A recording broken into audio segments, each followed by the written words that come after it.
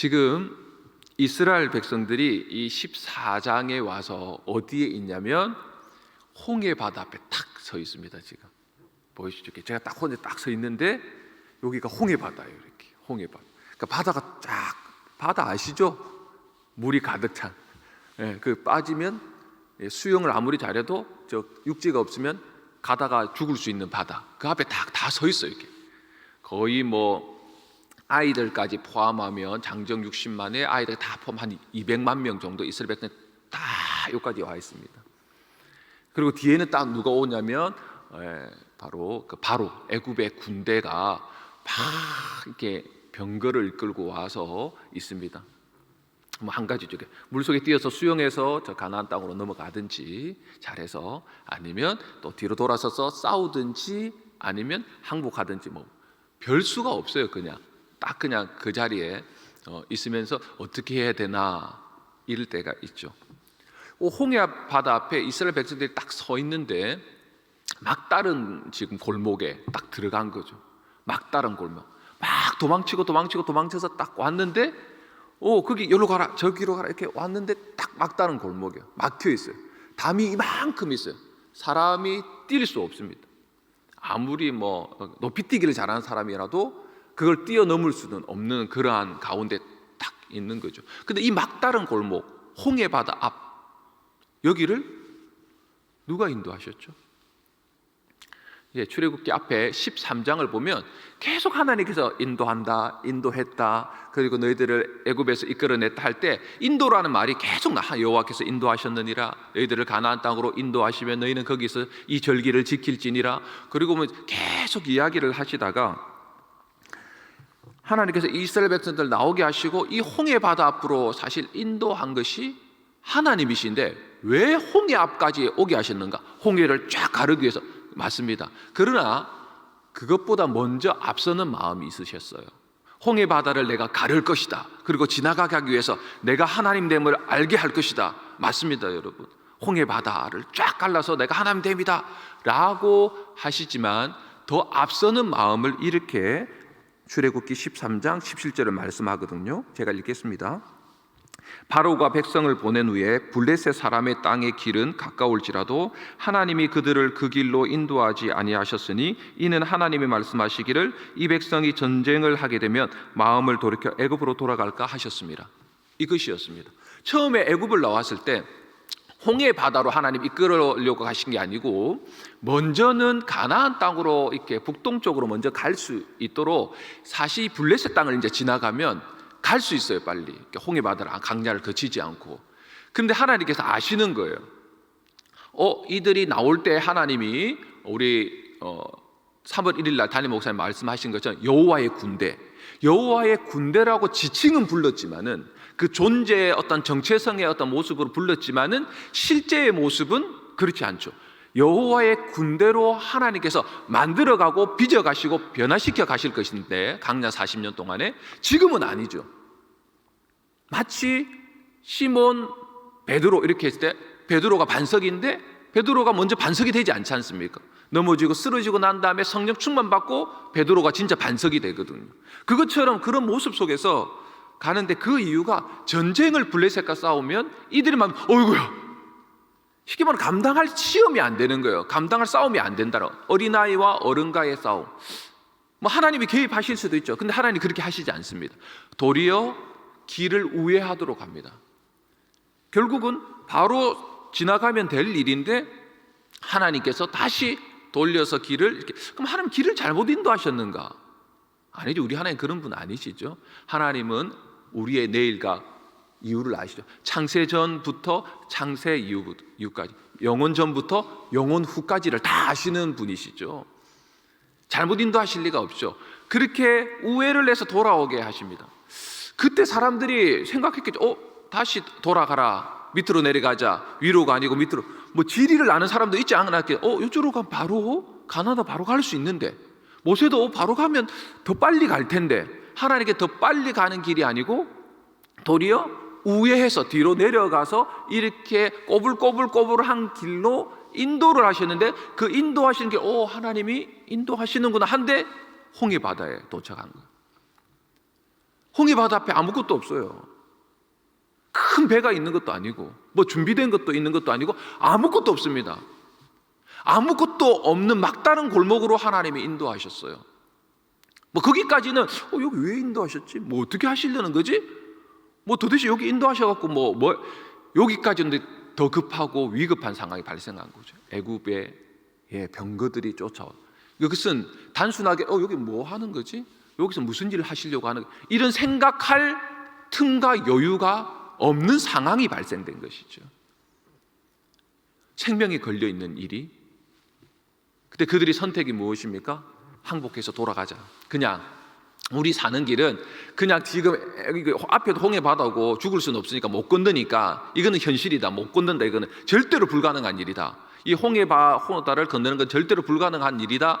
제일 가능한 일이 뭘까요? 현실적으로 제일 가능한 일은 자신의 생존을 위해서, 아이들의 생존을 위해서, 내 부모님의 생존을 위해서 애굽의 왕에게 다시 한 번 더 무릎 꿇고 항복하고 다시 애굽으로 돌아가서 우리가 생존하면서 살자라는 것이었습니다. 이게 현실이었어요. 그리고 그 현실 앞에 그 순간 그들의 마음은 어떻게 됩니까? 하나님과 모세에게 원망하기 시작하죠. 우리 돌아가겠다. 이 한마디는 뭐냐면 하나님이 우리를 잘못 인도하셨다. 하나님 믿고 나왔더니 막다른 골목으로 몰아넣으셨다. 더 이상 여기서는 어떻게 할 수 없다. 우리가 애굽은 나와서도 우리가 이 홍해바다는 건널 수 없고 또 애굽이 이제는 공격했으니까 우리는 어떻게 할 수 없다. 병거를 가지고 와서 우리를 죽이려고 창칼로 들고 오니까 우리는 어떻게 할 수 없다라는 것으로 말미암아 하나님과 모세에게 원망합니다. 그 순간 모든 물론 갈렙과 여호수아 특징 지을 수 있겠죠. 두 사람은 거기에 끼어 있지는 않을 것 같은데요. 어쨌든 모든 이스라엘 백성들이 돌아가자. 자식들은 어쩔 수 없죠. 부모님이 간다는데 나이 드는 부모님들은 어떻게 하겠어요? 아이고 우리 아들이 가자고 하는데 돌아가야죠. 다들 온 가족들이 가장이 가자 그러는데 다 그때 그 순간 모세가 이 말씀을, 이 선언을 하고 있는 것입니다. 우리 다시 한 번 더 13절 14절을 읽도록 하겠습니다. 시작. 모세가 백성에게 이르되 너희는 두려워하지 말고 가만히 서서 여호와께서 오늘 너희를 위하여 행하시는 구원을 보라. 너희가 오늘 본 애굽 사람을 영원히 다시 보지 아니하리라. 여호와께서 너희를 위하여 싸우시리니 너희는 가만히 있을지니라. 너희는 가만히 있으라. 근데 가만히 있으라고 말하고 있어요. 너희는 가만히. 근데 가만히 안 있으면 어떡할 거예요, 사실? 그죠? 가만히 있어야죠. 이렇게 한마디로 앞으로는 갈 수 없으니까 뒤로 가지 말라는 거예요. 너희는 쟁기를 들고 뒤를 돌아보지 마라. 너희는 뒤로 돌아가서 애굽에게 항복한다며 다시 과거의 생활로 돌아가겠다. 노예의 생활로 돌아가겠다. 예수 믿고 난 다음에 무슨 큰 일 당하고 하나님 앞에 막다른 골목을 통해서 말로는 아니지만 속으로 하나님 실망했습니다. 하나님이 그래도 이렇게 인도하신다고 다 인도해서 나는 나름대로 믿고 신뢰하고 따라왔는데 이게 뭡니까 하나님? 더 막다른 골목, 내 앞에는 홍해바다, 뒤에는 애굽의 병거처럼 오는 것처럼 더 위급한 상황이 발생했지 않습니까 하나님? 정말 저를 인도하신 거 맞으십니까? 이것이 하나님 뜻이 맞으십니까? 하나님 저한테 왜 이러세요? 라고 하는 마음이 우리 안에 있는 것처럼 그러면서 그냥 고기나 잡으러 갈란다. 이런 실망한 제자들처럼 우리의 마음들이 뒤로 돌아갈 때 너희는 그냥 가만히 있어.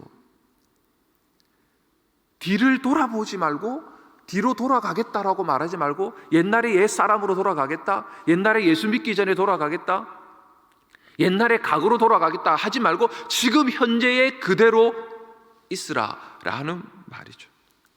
근데 사실 여러분 이 모세가 이 말을 한 것, 이 말을 할 때에 하나님으로부터 뭔가 내가 홍해바다를 쫙 갈라서 이렇게 하겠다라고 하는 말을 들은 것은 아닙니다.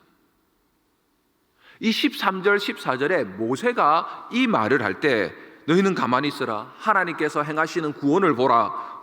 이 애굽의 사람들 영원히 보지 않게 될 것이다 라고 말할 때에 하나님께서는 모세에게 뭐라고 말씀하셨냐면 바로의 마음을 내가 완악하게 하겠다.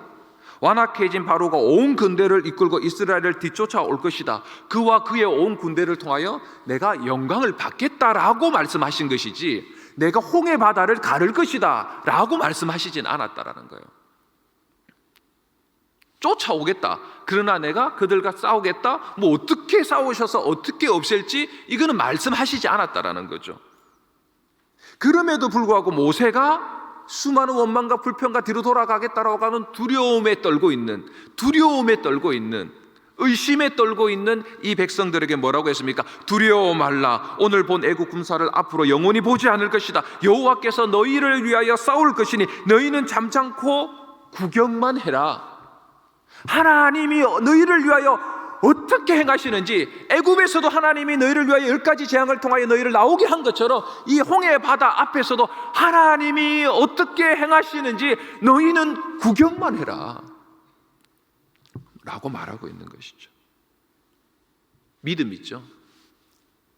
가만히 서서 하나님이 행하시는 것을 구경하는 것, 믿음이죠.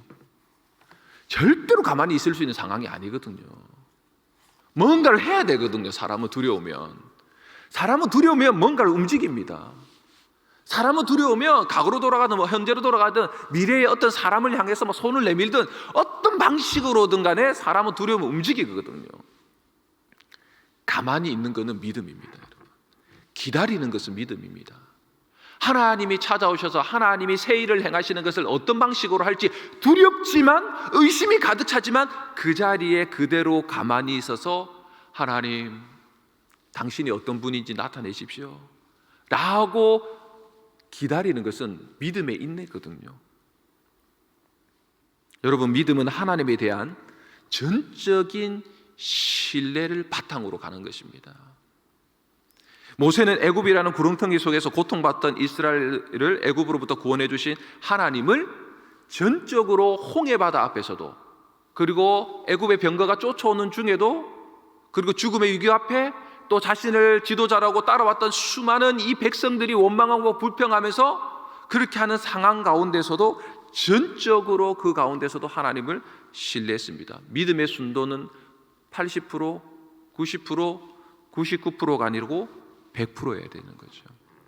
하나님은 그것을 달아보시고 그 믿음의 순도가 100% 되기 위하여서 정금같이 나오게 하기 위해서 우리를 막다른 골목에 서게 하실 수 있습니다.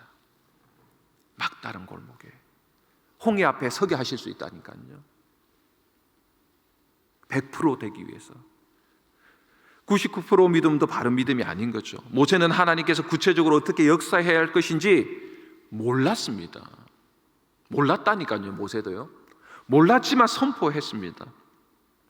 하나님께서 무시무시한 바로의 군대를 물리쳐 주실 것을 그는 하나님을 신뢰함으로, 하나님께서 우리를 100% 이해하시는 분이시라는 것을 그는 애굽의 10가지 재앙을 통해서 더욱더 분명히 봄으로 말미암아 하나님을 믿었습니다. 처음부터 100%의 믿음이 모세에게 있었는가? 아니죠, 여러분. 입이 둔한 자입니다. 저 애굽으로 못 갑니다. 다른 사람을 보내소서 라고 했던 사람이 모세였고, 그 모세가 혼자서 못 가니까 하나님께서 형 아론을 붙여가지고 하나님처럼 네 대신해서 말하게 될 거다. 그렇게 하면서 지금은 아론이 없잖아요. 옆에 홍해 앞에 서서 전적인 그 하나님을 신뢰함으로, 믿음으로 나타나게 되는 것이죠. 하나님의 구원의 역사는 바로 이 같은 순도 100%의 믿음을 통해 세상에 드러납니다. 우리도 하나님께서 그렇게 만들어 가기 위해서 막다른 골목인 홍해 앞에 하나님께서 인도하실 수 있는 것이죠. 믿음은 현실보다 더 진짜 실체와 현실이 되시는 하나님을 더 크게 보는 것입니다. 그러기 위해서 우리는 믿음이 하나님을 향한 사랑, 우리를 향한 하나님의 사랑의 신뢰의 바탕 속에서 계속해서 견지되어야 되는 것이죠. 하나님께서 모세의 믿음의 선언처럼 하나님의 위대하시고 크신 구원의 결과를 이스라엘 백성들 눈앞에 펼쳐 보이십니다. 믿음이 현실이 되게 하십니다. 우리 29절부터 30절까지 함께 읽어보시도록 하겠습니다. 29절부터 30절입니다. 시작. 그러나 이스라엘 자손은 물이 좌우로 벽이 되었더라. 그날에 여호와께서 이같이 이스라엘을 애굽 사람의 손에서 구원하심에 이스라엘이 바닷가에서 애굽 사람들이 죽어 있는 것을 보았더라. 그러나 이 말은 뭡니까 여러분? 그러나 앞에는 뭡니까? 애굽 군대는 홍해 바다에 다 사장돼서 죽어버리고, 그러나 이스라엘 백성들은 홍해 바다를 마른 땅같이 지나서 살아남았더라 라는 것이죠. 원래는 자신들이 죽어야 되는 입장이었는데 도리어 반대로 하나님께서 역전시켰었어요. 이스라엘 온 사람들이 한 사람도 예외 없이 다 홍해 바다를 지났습니다. 최초의 수족관이 어딜까요 여러분? 홍해 바다입니다. 예, 지나가고 있는 옆에 벽이, 물 위에 벽이 있고 막 물고기들이 지나가는 거죠. 물고기들이 벽이 되어서 수족관을 지나가고 있는 것이죠. 이스라엘 백성들이 놀랍고 신기한 바다 속에 구경을 하면서, 물론 구경할 틈도 없었겠지만 그 길을 지나갔습니다. 하나님께서 구원하였고, 그들이 홍해 바다를 지나고 육지에 다 한 명도 예외 없이 다 지났을 때 다시 바다는 원상 복귀되었고, 그들이 보았던 것은 자신들의 죽음의 시체, 자기 가족들의 죽음의 시체가 아니라 자신들을 죽이려고 했던 애굽의 시체를 보았더라. 그리고 31절에는 여호와를 경외하며 여호와와 그의 종 모세를 믿었더라 라고 말하고 있습니다. 여러분, 이스라엘 백성들이 한 것이 하나도 없어요. 하나님이 길이 되어 주심으로 구원을 받도록 해주셨습니다. 자신을 죽이려고 쫓아왔던 두려워했던 애굽의 군대의 시체들을 보게 하셨습니다. 하나님께서는 두려움과 의심으로 가득 찬 이스라엘 백성들에게 구원의 승리를 주셨습니다. 모세가 너희는 구원하는 하나님을 보라. 하나님이 너희를 위하여 싸울 것이다. 그냥 너희는 다른 거 하지 말고 그 하나님만 바라보고 가만히 좀 있으라, 구경만 해라 라고 믿음으로 선언했는데, 하나님께서는 그 믿음의 선언을 가지시고 들으시고 행하셨습니다. 막다른 골목에 하나님이 인도하실 수 있습니다. 그것은 하나님께서 우리의 삶에 새 일을 행하심으로 우리의 믿음의 순도를 다시 한번 100% 정금같이 나오게 하시는 하나님의 선하신 인도하심입니다. 여러분, 이 길이 더 빠른데 왜 돌아가게 했는데 돌아간 길이 왜 또 막다른 골목이야? 이것도 힘들어 죽겠는데 왜 여기서는 더 힘드니까, 여기서는 또 애국 군대가 쫓아는 또 더 힘든 일이고, 도대체 숨 쉴 틈이 없도록 왜 이렇게 고난과 역경을 주시는 거야? 라고 할 때에 여러분, 끝까지 하나님을 신뢰하십시오. 끝까지 여러분 안에 있는 믿음을 가지고 주님을 한번 바라보십시오. 우리 오늘 날주의 말씀 한 구절 더 보겠습니다. 누가복음 17장입니다. 누가복음 17장 5절과 6절의 말씀입니다.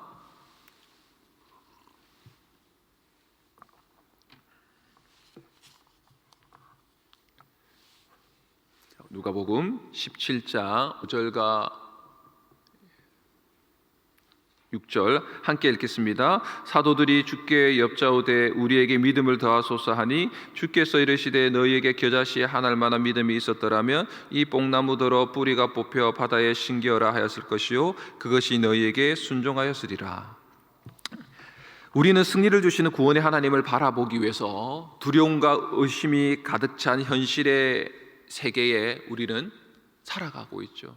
이 현실이 두렵고 의심이 가득 차고 우리의 믿음이 떠내려가도록 하는 여러 가지 방식들과 사단이 끊임없이 우리 안에 두려움과 의심을 조게 해서 하나님을 바라보지 못하게 합니다. 그리고 우리에게는 이 모든 두려움과 의심을 이겨내고 이 현실 앞에 있는 막다른 골목, 또 홍해 바다, 여러 가지 모든 것이 있을 때 우리에게 필요한 것은 다른 무엇이 아닙니다. 오직 우리에게 믿음을 더하여 주옵소서, 이것입니다. 내가 모세는 아니지만 그러나 우리에게 믿음을 더하여 주옵소서 말할 수 있는 믿음이 우리에게 있죠. 5절 6절에 사도들이 주께, 아이고, 다 나중에 예수님 잡히면 다 도망치잖아요, 제자들. 근데 누가복음의 누가는 그들을 뭐라고 표현하고 있습니까? 사도들이. 앞으로 사도들이 되기 때문입니다. 어떻게 사도들이 될 수 있습니까? 우리에게 겨자씨 한 알만한 믿음을 더하여 주시옵소서 라고 기도했기 때문입니다. 주님은 그것을 기뻐하시죠. 여러분, 우리에게 큰 산 같은 큰 믿음을 더해달라고 하는 것도 좋겠죠. 산 같은 큰 믿음이 있으면 얼마나 좋겠습니까? 그러나 우리에게는 겨자씨 한 알만한 진짜 믿음이 있으면 막다른 골목에서 하나님을 신뢰함으로 하나님이 행하시는 놀라운 광경을 구경할 수 있는 그러한 귀한 은혜를 하나님께서는 허락해 주실 것입니다. 산더러 바다에 던지우라, 표현이죠. 산을 바다에 던져갖고 뭐 하시려고요? 아니요. 산을 바다에 던지시는 그 하나님을 경험하라. 믿음이 더해진다는 것이죠. 여러분 안에 겨자씨 한 알만한 믿음이 있으십니까? 아무도 없으시군요. 아니죠. 우리에게는 절대로 사라지지 않는 진짜 겨자씨 한 알만한 그 믿음은 반드시 있습니다. 홍해 바다와 막다른 골목과 문제가 산더미니 같이 쌓여 있고 정말 눈앞이 깜깜하고 믿음이라고는 내 안에 눈꽃만큼 없어 보이는 두려움과 의심 속에 내가 사로잡혀서 가만히 멍하니 있을 때에도 하나님은 우리 안에 있는 겨자씨 한 알만한 믿음을 보십니다. 그것이 바로 우리 주 예수 그리스도를 믿는 믿음입니다. 그 믿음은 있지 않습니까, 여러분? 하나님은 그 믿음을 보시고 여러분 앞에 길을 만드실 것입니다. 여러분 앞에 구원을 행하실 것입니다. 여러분 자신의 현실을 이겨내는 믿음이 아니라 하나님이 은혜로 우리에게 주신 겨자씨 한 알만 가진 이 예수 그리스도를 믿는 믿음 위에 믿음이, 은혜 위에 은혜가 내게 더해지게 하여 주시옵소서. 이것으로 오늘 하루 살아갈 때 하나님이 여러분의 마음 안에도, 그리고 여러분의 가정 안에도, 여러분의 일터와 사업과 행하고자 하는 모든 일에 하나님께서 길이 되어 주시는 귀한 은혜가 있으시기를 예수님의 이름으로 축원합니다. 아멘. 주기도문 하시고 또 여러분의 소원하는 기도 제목 하나님께 아뢰며 오늘 하루도 승리하시기 바랍니다. 하늘에 계신 우리 아버지여, 이름이 거룩히 여김을 받으시오며 나라의 임하옵시며 뜻이 하늘에서 이루어진 것 같이 땅에서도 이루어지이다. 오늘날 우리에게 일용할 양식을 주옵시고 우리가 우리에게 죄진 자를 사하여 준 것 같이 우리 죄를 사하여 주옵시고 우리를 시험에 들게 하지 마옵시고 다만 악에서 구하옵소서. 대개 나라와 근세와 영광이 아버지께 영원히 쌓옵나이다. 아멘.